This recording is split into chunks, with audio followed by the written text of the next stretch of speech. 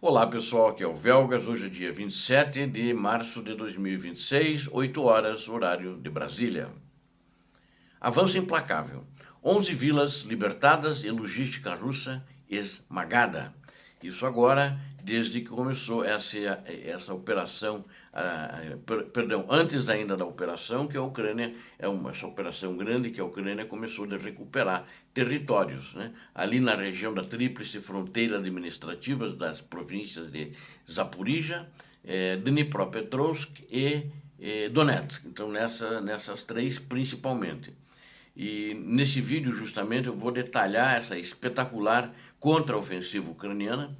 Varreu os russos de 11 assentamentos estratégicos, recuperando 44, esse dado eu já falei, que é 460 quilômetros quadrados do solo ucraniano. Eu quero os números da humilhação russa, né? Que eles tentaram fazer um avanço contra Alexandriuca. Agora, essa notícia de ontem, né? Nessa ofensiva de primavera-verão, e na realidade provaram que a iniciativa continua com Kiev nessa ofensiva, né? Além do avanço territorial, vamos mostrar a destruição também nessa uma raríssima estação de comunicação russa de 600 mil dólares, que cegou o comando do Kremlin ali no leste da Ucrânia. Acompanhe a análise histórica, onde a Ucrânia recupera mais território do que perde. Inscreva-se no canal, porque aqui você vê a verdade, deixe seu like e compartilhe a vitória da liberdade, da democracia, do amor à sua pátria e contra criminosos. Conto com vocês, aqui você vê a verdade. O cenário da guerra no leste da Ucrânia atingiu um novo patamar de intensidade, com as forças de assalto ucranianas retomando a iniciativa estratégica de forma avassaladora. Os russos não esperavam por isso. O comando das forças aéreas de assalto da Ucrânia confirmou então a libertação de 11 vilas e também nos últimos 2 meses, né? Deu um total que veio até agora, culminou nessa operação em Alexandriuca, na data que terminou ontem. Um ponto de importância crucial, onde as fronteiras das regiões de Dnipropetrovsk, Zaporizhia e Donetsk se convergem entre si, né? Como resultado direto desta investida heróica, aproximadamente 460 quilômetros quadrados de territórios foram arrancados das mãos dos ocupantes russos e devolvidos ao controle legítimo de Kiev. Eu acho que talvez já seja mais de 460, mas eles não estão atualizando esse dado, né? Então vamos esperar, acredito que talvez nos próximos dias, né, ou talvez uma ou 2 semanas na frente, de acordo com como for acontecendo o desenvolvimento das ações nessa nova ofensiva russa de primavera-verão, acho que vão passar mais esses dados, mais detalhes sobre isso, né? E o detalhamento das áreas libertadas inclui, primeiro, esses 7 assentamentos que foram ali liberados antes, né? Que ainda há umas 2 semanas atrás, quando eu noticiei para vocês, nas 3 províncias que eu já citei também, e também outros locais também foram libertados, que totalizaram esses 11, que aí é mais recente depois, e foi feita já a limpeza deles, e que estão liberados e agora voltaram ao controle ucraniano. E justamente nessa região específica, que é essa tríplice fronteira administrativa, o preço pago pelos russos foi muito grande, foi altíssimo, né?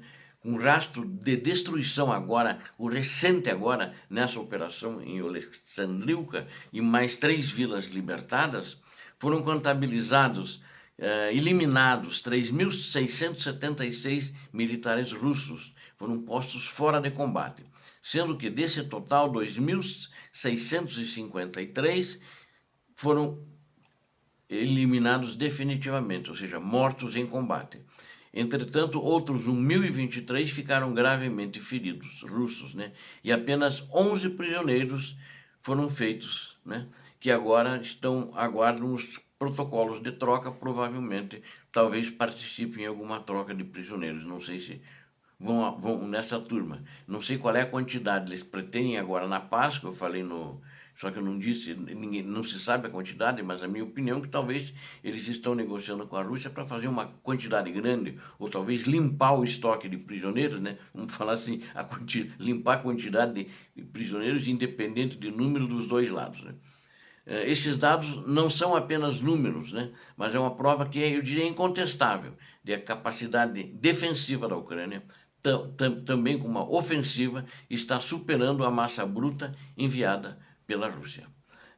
Pela primeira vez em anos, né, a Ucrânia informou oficialmente que suas forças recuperaram mais território do que perderam, né? Eu acho que em anos não dá para dizer, em 2 anos, né? Porque em 2022, quando começou a invasão, a Rússia entrou, tomou quase a totalidade de Kherson e de Zaporizhia. A Ucrânia retomou, eles entraram em fevereiro, entre outubro e novembro a Ucrânia retomou tudo. Eles estão com uma faixa muito pequena em Zaporizhia, uma faixa, acho que menor ainda, só do outro lado do rio Dnipro, que é do outro lado do rio Dnipro, que eles estão com uma faixa menor que vai para a fronteira da Rússia. E o comandante em chefe das tropas ucranianas, do exército ucraniano, né, o general Alexander Sirski, ele destacou que os combates em Pokrovsk e Alexandriivka, eles são as maiores ofensivas e são muito cruéis e não param praticamente. Nas 24 horas do dia, sempre tem tropas vindo. Umas são repelindo, quando aquelas são repelidas ou são totalmente eliminadas, aquelas linhas de carne moída que a Rússia faz, eles já têm outra preparada, né? Eu acho um negócio burro, né? Então, pelo que o general falou, é o seguinte: uma turma não passou, já tem outra para vindo passar atrás. É tipo uma sessão corrida, né? Mas os caras, eu não entendo esses comandantes russos, estão vendo que está todo mundo morrendo, não conseguem tomar, eles avançam, né? Mas não conseguem avançar para consolidar, para expulsar os ucranianos, mas eles continuam indo. Eles estão, na realidade, jogando para a morte os soldados deles. Isso é um assassinato premeditado, eliminação do povo russo. Eles querem eliminar, acabar com a Ucrânia, mas estão eliminando os russos mesmo. Mas, na realidade, espertamente, a maioria desses pessoal que está mobilizado, que está no exército, é o pessoal lá da Ásia, né? Não é o russo que eles chamam russo europeu, porque não existe uma etnia russa que o Putin gosta de falar e defender, né? Não existe isso, né? Existe um retalho, uma coxa de retalhos, como em outros países, no Brasil, né? Tem diversas raças aqui, não existe uma raça brasileira. Na mentira do Putin, isso existe.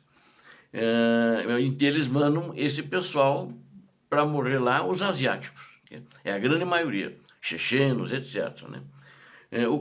Então, mas a resiliência tem frustrado muito os planos de Moscou. E os russos tentam desesperadamente reforçar suas posições com novas unidades de reserva. Estão apostando que a Ucrânia vai deteriorar, né?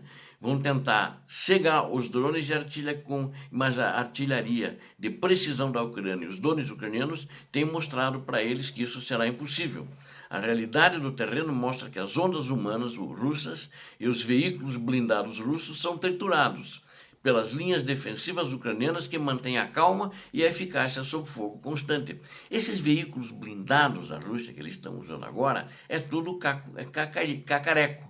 Tiraram dos estoques da década de 60, 70, já o material usado T-50, que eram usados ainda na Segunda Guerra Mundial, porque os estoques de carros de combate, tanques de guerra e blindados acabou. A Ucrânia destruiu, tanto que tem mais de 34 mil blindados russos destruídos. Então são equipamentos mais frágeis. E eles estão pondo isso para destruir. Não sei se querem que a Ucrânia pegue esse ferro velho depois e vai negociar, vender para o mundo, que vai estar cheio de ferro velho lá. E esse é um ferro velho já sucata, era sucata que estava estocada, né?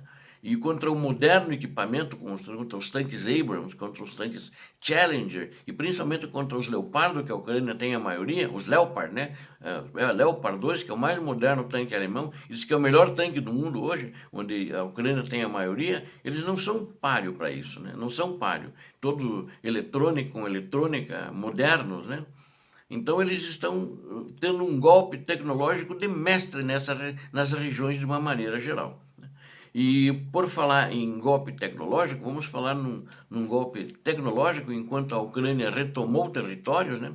A unidade de elite Fênix da Guarda de Fronteiras aplicou um golpe tecnológico também no mestre da região de Lugansk, dos russos, né? Utilizando inteligência, precisão, os defensores ucranianos localizaram e destruíram uma raríssima estação móvel de retransmissão de rádio da Rússia, o modelo R416 GMS.